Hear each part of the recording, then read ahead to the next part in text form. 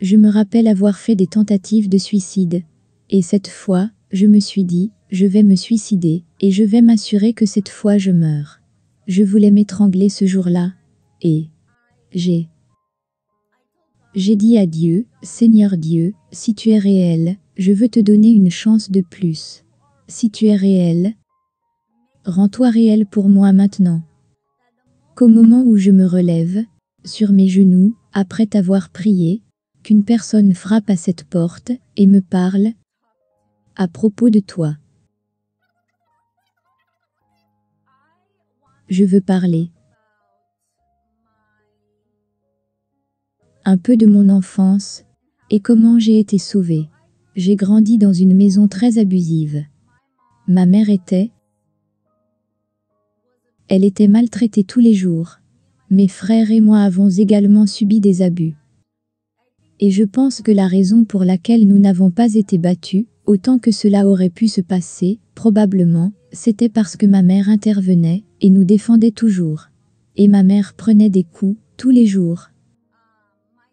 Mon père était très abusif. Il trompait constamment ma mère. Il était, je suppose, je vais juste le dire, franchement, il était une personne très méchante. Et c'est comme ça que je me suis toujours souvenu de lui. Notre maison était un endroit très effrayant à vivre. Quand j'étais enfant, je me souviens que mon estomac me tournait constamment, chaque jour. Parce que je ne savais pas ce qui allait se passer. J'avais toujours peur. Et c'était fou, parce que ma mère nous a toujours parlé de Jésus. Elle nous a appris la Bible. Je viens d'une famille de 9 personnes. Je suis l'enfant du milieu, je suis le 5e enfant de la famille. Donc je viens d'une famille nombreuse. Tous mes cousins, mes tantes, ont aussi beaucoup d'enfants. Ils croient en avoir autant d'enfants que Dieu te donne. Donc oui, nous venons d'une grande famille. Et j'ai été témoin de beaucoup d'abus. J'en ai vu beaucoup avec ma mère. C'était très traumatisant. Ça fait longtemps que je voulais faire cette vidéo. Mais je ne sais pas, parfois j'arrête, et je me dis, je ne sais pas, peut-être que je le ferai plus tard. Je ne sais pas si je suis prête à parler de ça. Mais j'avais l'impression qu'aujourd'hui était la bonne journée pour le faire. Bref, revenons à ce que je disais. Mon père était très abusif. Comme je l'ai dit, je voyais des abus tous les jours, et nous étions terrifiés d'essayer de tenir tête à mon père. Nous ne disons jamais rien à mon père. Tout ce que mon père disait devrait se faire selon ses normes. Sinon c'était l'enfer sur terre. C'était l'enfer sur terre, et si nous ne faisions pas ce qu'il nous avait dit de faire, nous recevions une horrible raclée. Et comme je l'ai dit, ma mère devait intervenir. En fait, tout le temps. Quand elle était là, et la plupart du temps. Et presque tout le temps, elle était toujours là. Parce que ma mère ne faisait pas confiance à mon père, donc elle intervenait toujours, et prenait les coups. Et c'était horrible. C'était à peu près comme ça jusqu'à environ mes 8 ans. Ce fut la dernière fois que j'ai été témoin d'abus. Mais les abus émotionnels étaient toujours là. Mon père est parti quand j'avais 16 ans. L'abus émotionnel était vraiment difficile à accepter. J'ai toujours entendu parler de Jésus.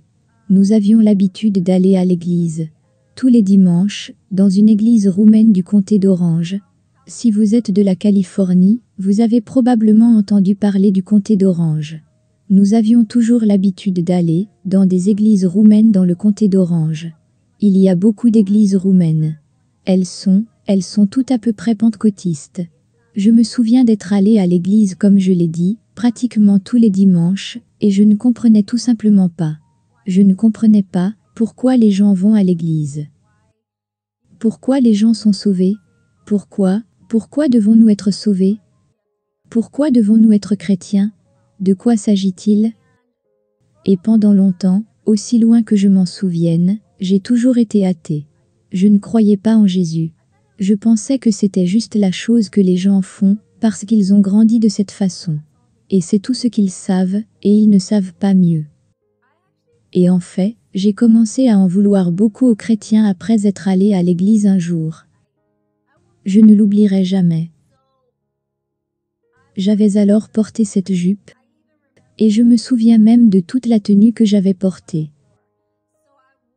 J'avais donc porté cette jupe, une jupe rouge.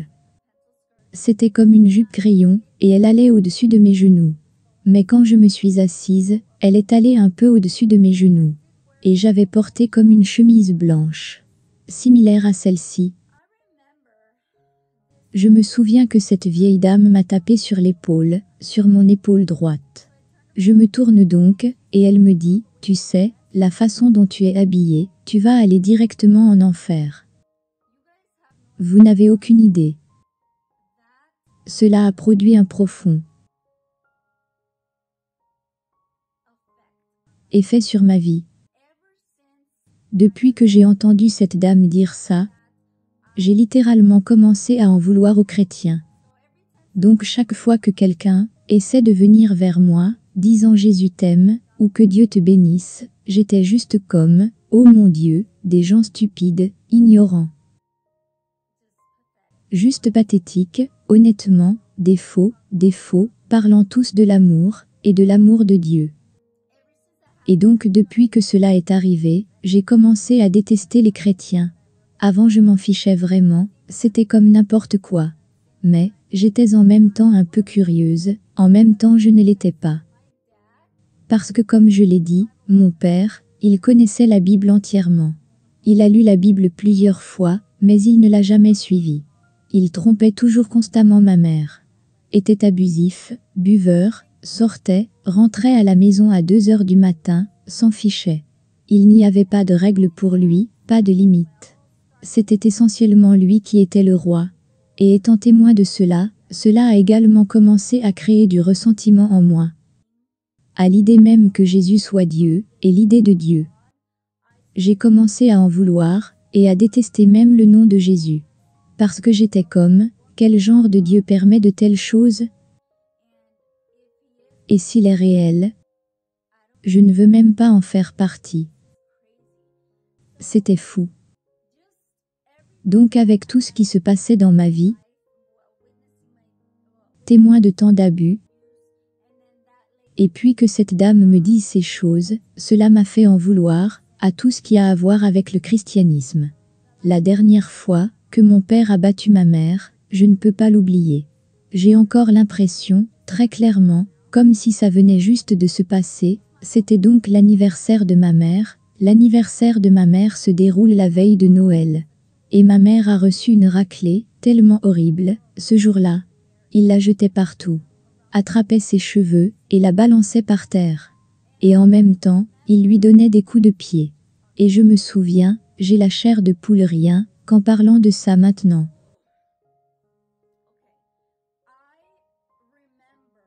Je me souviens de ma mère, criant. Je ne pourrai jamais oublier ça. C'était tellement horrible, de savoir que ma mère se faisait battre sans raison. Je veux dire, mon père la battait, si le toast n'était pas assez grillé, ou si c'était trop toasté. Si elle n'a pas fait le thé assez vite, ou si son café n'est pas assez tiède, ou chaud. C'était juste n'importe quelle de ces choses stupides. Ça allait devenir dingue. Et ça n'avait aucun sens. Mon père n'avait aucun sens, n'importe quoi le mettait en colère, et c'était une excuse pour battre ma mère. La dernière fois que j'ai vu ma mère se faire battre, c'était très horrifiant. Ma mère criait, et mes frères et sœurs plus jeunes étaient à côté de moi. Je me souviens que tous on pleurait. Je pleurais, j'étais horrifiée, et mes frères et sœurs aînés n'étaient pas là à ce moment-là. Avant que je ne confronte mon père, j'ai fait une prière rapide, et j'ai demandé à Dieu de se rendre réel pour moi. Ma prière à Dieu était: Dieu, si tu es réel, ne laisse pas mon père me battre, pour avoir défendu ma mère. Je me souviens juste d'avoir crié: arrête. Alors quand j'ai dit d'arrêter, mon père s'est arrêté immédiatement. Il s'est retourné, et m'a regardé, choqué. Parce que personne ne lui avait jamais tenu tête. Nous étions tous terrifiés par lui. Nous pleurions et tremblions toujours. Donc quand je l'ai dit, il fut choqué. Comme s'il ne pouvait pas croire que je lui ai dit d'arrêter. Et pour lui, c'était que tu ne dois rien dire. Papa a toujours raison, même s'il a tort. Donc je me souviens qu'après ça, il s'est arrêté, et il est venu vers moi. Et j'ai couru. J'ai couru dans la chambre, je me suis assise sur le lit, et j'ai commencé à pleurer. Je ne pouvais pas m'empêcher. Je tremblais, j'étais terrifiée.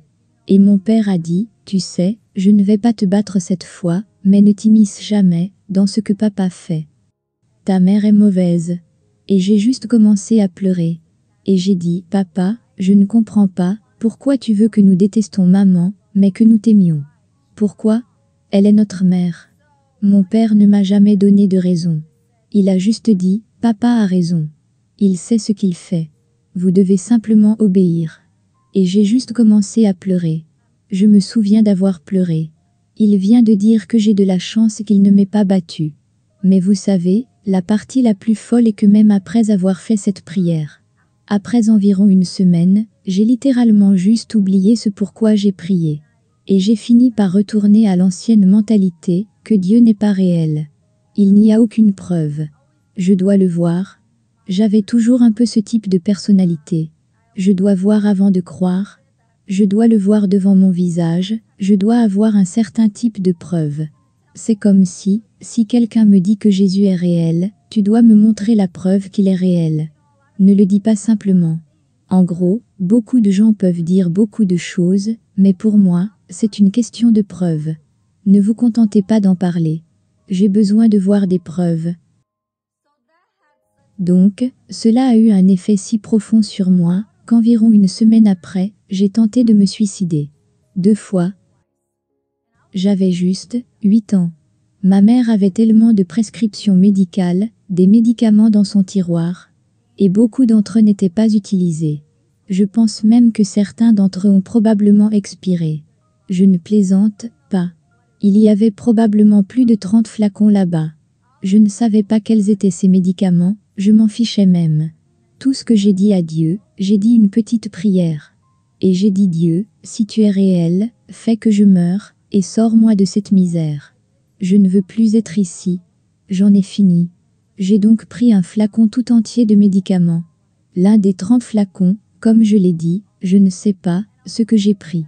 Je les ai tous avalés. Et j'espérais que cette nuit-là, j'irais au lit, et je n'allais pas me réveiller. Les abus étaient si graves, que je ne pouvais tout simplement plus les supporter, c'était tellement effrayant. J'étais tellement déprimée, et à un point tellement bas dans ma vie, que je ne voulais plus vivre. Pour moi cela n'avait plus aucun sens.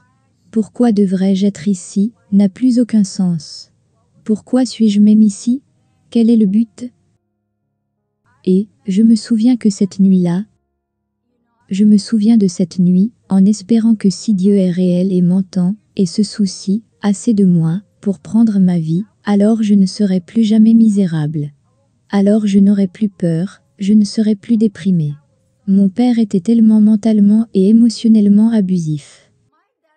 Mon père nous disait toujours que nous étions stupides, que nous ne représentions rien. Mon père disait que nous allions finir par être des prostituées, que tout le monde allait juste abuser de nous, et nous utiliser. Que nous finirons comme des salopes. Je veux dire, il nous disait des choses horribles, que nous ne valons rien, que nous valions la peine d'être morts, que ce serait mieux, si on était morts, que nous n'étions en gros, que de la poubelle, de la poussière, de la crasse. Tout ce qui est mauvais, nous le sommes. J'aimais mon père. À cette époque j'avais encore de l'amour pour mon père. Donc pour qu'il dise cela, ça fait tellement mal à l'intérieur. Que mon propre père me dise ces choses, que je suis stupide, que je ne vaux rien, que quand je serai grande, je ne vaudrai rien, que je suis une perte de temps. Donc tout ce qu'il me disait a commencé à avoir du sens, j'ai commencé à le croire. C'était mon père. Je sais que cela semble dingue, mais après des années d'abus émotionnels, vous commencez à croire cela. Surtout que vous êtes dans cet environnement. Et j'ai commencé à y croire, et j'ai dit, oui c'est ce que je suis. Je suis stupide, je suis pathétique, je n'ai aucune valeur, je serais mieux, si je suis morte. Et j'étais à un point si bas dans ma vie. J'étais tellement déprimée. Je me souviens que je pleurais. Tant de nuits passées en pleurant avant de dormir. J'avais des angoisses tous les jours, toute la journée, des angoisses, des attaques de panique, c'était horrible. Je me souviens prendre des comprimés et de me réveiller le lendemain matin. Et j'étais tellement en colère. J'étais comme, Dieu n'est pas réel. Il ne peut même pas me sortir de cet enfer. Je suis toujours ici. Dieu n'est pas réel. J'ai essayé à nouveau. Et j'ai dit, Dieu, je le demande encore une fois, s'il te plaît, si tu es réel, et si tu te soucies de moi et même, sors-moi de là. Une fois de plus, j'ai pris un flacon plein de comprimés, et j'espérais que le lendemain, je n'allais pas me réveiller. Bien sûr, je me suis réveillée. À ce moment-là, je suis devenue très en colère, et j'ai dit tu sais quoi, j'en ai fini, je ne vais plus demander à Dieu, si tu es réel, ou si tu ne l'es pas. Je ne veux rien avoir à faire avec le christianisme. J'ai commencé à le montrer. Et je pensais juste, que tous les chrétiens étaient fondamentalement pathétiques. Je suis juste vrai avec vous, c'était mon état d'esprit. J'ai commencé à envoyer paître les gens qui sont des chrétiens, qui me parlaient de Dieu, ou essayaient de me montrer l'amour et la lumière de Dieu. J'en voulais donc, à tout ce qui concerne le Christ. Et j'étais une athée extrême pendant très longtemps. Jusqu'à l'âge de 16 ans j'étais athée. Cette période était très particulière pour moi, parce que c'est la période où j'ai rencontré le Christ. Où j'ai vraiment rencontré le Christ. J'ai vraiment su qu'il est réel à ce moment-là. Alors à cette période, j'avais 16 ans, et je m'en souviens très clairement. J'ai l'impression que certains moments de notre vie, nous nous en souvenons tellement clairement, parce que c'est Dieu qui veut qu'on s'en souvienne pour une raison. Je ne peux pas oublier ce jour. Je me souviens que je voulais me suicider. Et cette fois, je me suis dit que lors de ma tentative, je vais m'assurer que je meure. Je voulais m'étrangler ce jour-là. Et j'ai dit à Dieu, Seigneur Dieu, si tu es réel, je veux te donner une chance de plus. Si tu es réel, rends-toi réel pour moi maintenant. Qu'au moment où je me relève, sur mes genoux, après t'avoir prié, qu'une personne frappe à cette porte, et me parle, à propos de toi. Je ne plaisantais pas. J'ai la chair de poule, quand je parle de ça. J'ai la chair de poule, parce que c'était tellement incroyable.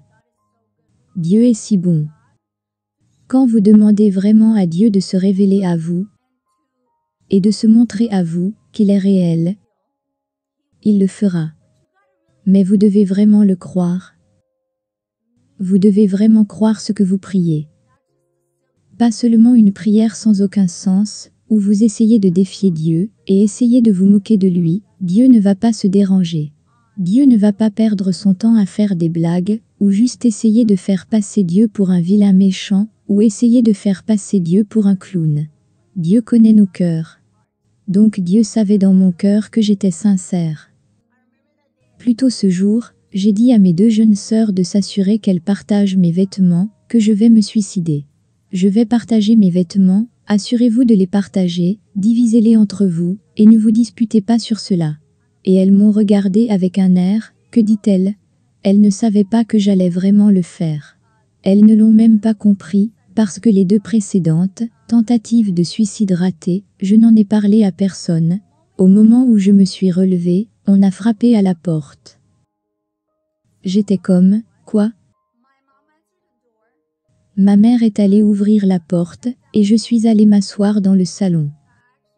Ma mère était dans la cuisine, et je me souviens que c'était ma tante. Elle est venue avec un pasteur de Roumanie. Je suis d'origine roumaine, si vous ne le savez pas encore. Il avait l'habitude de nous rendre visite environ une fois par an. En fait, je suis très proche de ma tante. Elle et moi portions le même nom. Phoebe.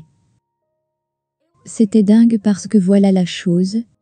Elle est la propriétaire de la maison où nous vivions à cette époque. Et elle m'appelle toujours avant de venir. Toujours. Elle va toujours appeler et nous faire savoir, et je viendrai tel jour, ou je vais venir aujourd'hui. Elle nous donne toujours, elle nous fait toujours savoir quand elle vient. Quand ma tante est venue avec le pasteur, elle a dit à ma mère qu'elle ne sait pas pourquoi, mais elle a eu le sentiment de venir. Et comme je l'ai dit, elle n'a pas appelé. Nous ne savions pas qu'elle venait. Ce qui m'a donné la chair de poule quand cela s'est produit. Et ma tante après cela est venue directement vers moi. Elle m'a demandé si j'allais bien, j'ai dit non. Alors elle m'a amené dans la pièce à côté pour en parler. Et je lui ai tout dit. Pourquoi je voulais me suicider, pourquoi je voulais me tuer. Et terminer avec cette vie. Et je lui ai parlé de la prière que j'ai faite. Et elle m'a dit, tu sais, ça c'est la façon pour Dieu de te montrer qu'il est réel, et qu'il t'aime. Et elle a demandé au pasteur de venir dans la pièce, et de prier pour moi. Et je me souviens qu'il a prié pour moi. À ce moment-là, je n'avais pas encore donné ma vie à Christ. Maintenant j'ai rencontré Christ. Mais ce fut le moment où j'ai su que Dieu est réel, mais je n'étais pas encore sauvée. Je n'ai pas été sauvée à ce moment. Donc ce pasteur a prié pour moi, et je me souviens lui avoir dit, j'aurais aimé avoir cette paix et joie que je vois dans vos yeux. J'aimerais avoir ça, parce que je ne l'ai pas. Et je ne pense pas que je l'aurai un jour. Et il a dit, tu sais, c'est Jésus qui me les donne. Seul Jésus peut te le donner, personne d'autre. Je ne pourrai jamais oublier cet homme. C'était vraiment un homme de Dieu, à tel point que je pouvais voir l'amour du Christ en lui. Et je le voulais tellement, je voulais tellement savoir ce que c'est que d'être en paix et d'être heureuse. Je voulais être heureuse, non pas basée sur quelqu'un qui me rend heureuse. Je voulais être heureuse, juste en sachant qu'en fait c'est Dieu lui-même qui me le donne, à l'intérieur de moi, et me remplir. Quelques semaines plus tard, j'avais une amie, avec qui j'étais allée à l'école, et elle était chrétienne. Et je l'ai amenée chez nous, et pendant qu'elle était là, elle m'a dit, « Oh mon Dieu, c'est mercredi. J'ai totalement oublié que nous devons aller à l'église ce mercredi. » Elle m'a demandé, « Veux-tu venir à l'église avec moi ?» Et elle savait ce que je ressentais à ce sujet. J'étais toujours dans ce moment, où je ne voulais toujours pas aller à l'église. Mais quand elle a dit « Veux-tu venir à l'église avec moi ?» J'étais comme « D'accord. » Quand je suis allée, cette église m'a montré tellement d'amour. Ils m'ont en fait étreint, tous ont fini par m'étreindre quand ils ont commencé à jouer les chansons d'adoration, quand le pasteur a commencé à prêcher, j'ai vraiment ressenti l'amour de Dieu. Je voulais juste pleurer, mais je ne voulais pas montrer mes émotions. Je suis rentrée chez moi, et puis pour la deuxième fois, quand je voulais en fait aller à l'église, j'ai demandé à mes 2 sœurs, mes plus jeunes sœurs, si elles voulaient aller avec moi. Elles ont dit oui. Donc nous avons fini par retourner à l'église avec mon ami. Et j'ai continué à aller à l'église. Et je me rappelle qu'il fut un temps où dans chaque service, il demandait qui veut donner sa vie à Jésus. Je ne me suis jamais levée, pour être honnête avec vous. Mais il fut un temps quand j'étais assise là-bas, j'ai dit à Dieu que je l'accueillais dans ma vie. Qu'il me pardonne mes péchés, et que je l'accepte comme mon Seigneur et Sauveur. Et puis je me souviens avoir prié Dieu. J'ai vraiment prié Dieu. J'ai déversé tout devant Dieu. Et c'était la première fois où j'ai commencé à ressentir la présence de Dieu, l'amour de Dieu et sa paix. Et j'ai commencé à être joyeuse et heureuse. Je ne pouvais pas l'expliquer. Je ne pouvais pas y croire. Oh mon Dieu, je les ai, je suis vraiment heureuse, je commence à avoir la joie et la paix. Ce lourd fardeau, tout ce que je ressentais en moi, est parti.